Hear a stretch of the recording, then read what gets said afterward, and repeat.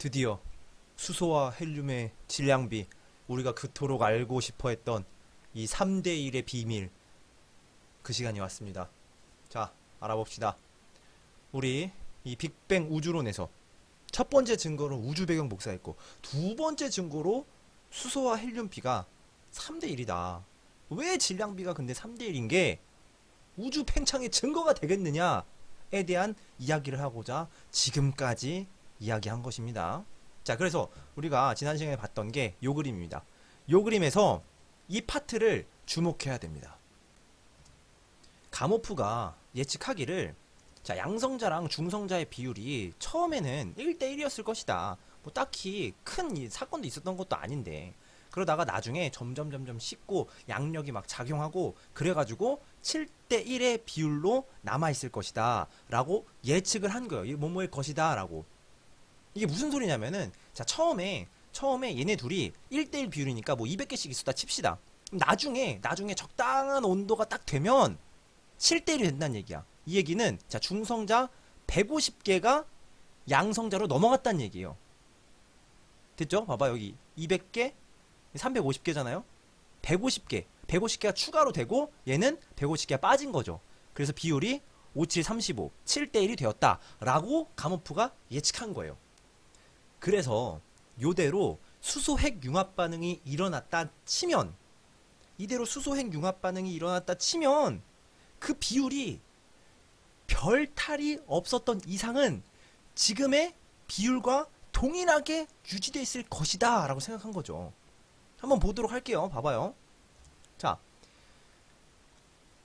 처음에 양성자랑 중성자가 1대1로 그냥 만들어졌을 거야. 근데 요 양력에 의해서, 그리고 적당한 온도에 의해서 7대1이 되고 나서 수소핵 융합 반응이 일어났다면, 이 이후에는 봐봐, 온도가 쭉 계속 떨어질 거잖아요. 그러면 이때 만들어진 이 헬륨은 다시 만들어져, 안 만들어져? 안 만들어진다고. 그래서 현재에 측정해도 이때랑 같은 비율을 가질 것이다 라고 예측을 한 거죠. 왜 굳이 7이 나왔느냐는 이제 이 양력에 대한 거랑 이 온도에 대한 걸로 막 계산해야 되는데 너무 과해요, 그거는. 그렇기 때문에 그거는 잠깐 생략을 하고 얘기를 하자면, 그럼 요 7은 어떻게 기억하느냐 라고 하면 우리 나이스 온 소니 기억하면 되겠습니다. 자, 그래서 이 가모프의 예측이 맞다면 수소와 헬륨의 질량비는 3대1이 나와야 된다 라고 생각을 한 거죠. 근데 야, 아까 7대1이라면 왜 갑자기 또 3대1이야 라고 할 수도 있어요. 근데 봐봐요. 자, 양성자랑 중성자의 비가 7대1이었어요. 됐죠? 이거는 변함이 없어. 그대로 가는 거야. 어떻게 이 3대1로 가는지 알려줄게요. 자, 그럼 양성자랑 중성자가, 자, 7개랑 1개 있습니다. 그럼 7대1 됐죠? 자, 근데 봐봐. 우리는 이 헬륨을 만들고 싶단 말이야. 헬륨? 자, 헬륨을 만들어야 돼. 원자번호 2번이야. 근데 얘 질량수가 몇이야? 4야, 4. 평범한 게 4라고. 그러면 지금 여기에 중성자가 하나밖에 없네. 이거 가지고 헬륨 만들 수 있어? 이거 가지고는 만들 수가 없네. 그럼 비율을 유지하면서 헬륨을 만들 수 있는 방법이 뭐가 있을까? 그렇지, 한 줄 더 가져오는 거야.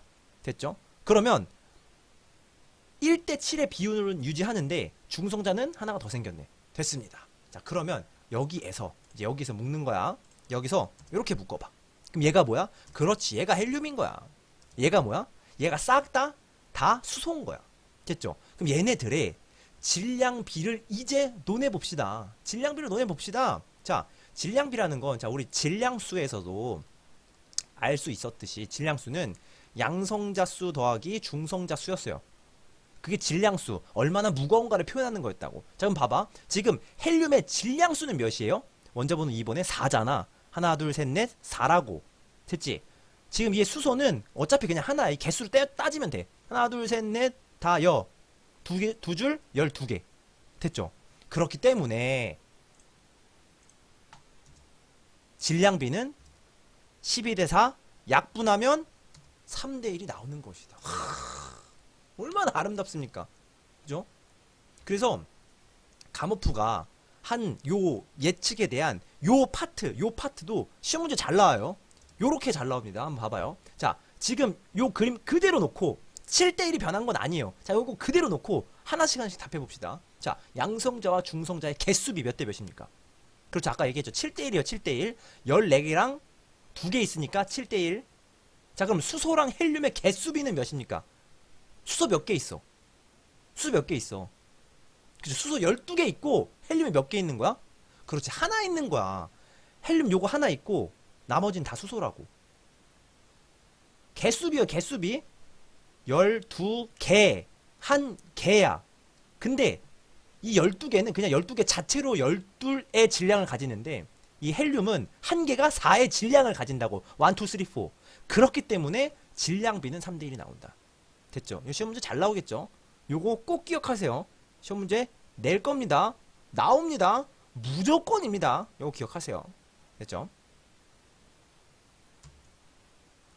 자, 그래서 여기에서 1대1로 만들어졌던 것이 요렇게 관여를 해서 요렇게 되고, 여기서부터 지금까지 계속 온도가 떨어졌다면 이 헬륨은 수소핵 융합 반응에 의해서 더 만들어질 리가 없기 때문에 요때 요 비율 그대로 지금도 관측될 것이다 라고 예측한 건데, 그래서 지금 이 파트가 끝났는데 요거로 예측하고 끝났으면은 아 얘들아 그런 이론이 있대 라고 하고 약간 썰로 끝났을 거야. 근데 이게 검증이 돼버렸네?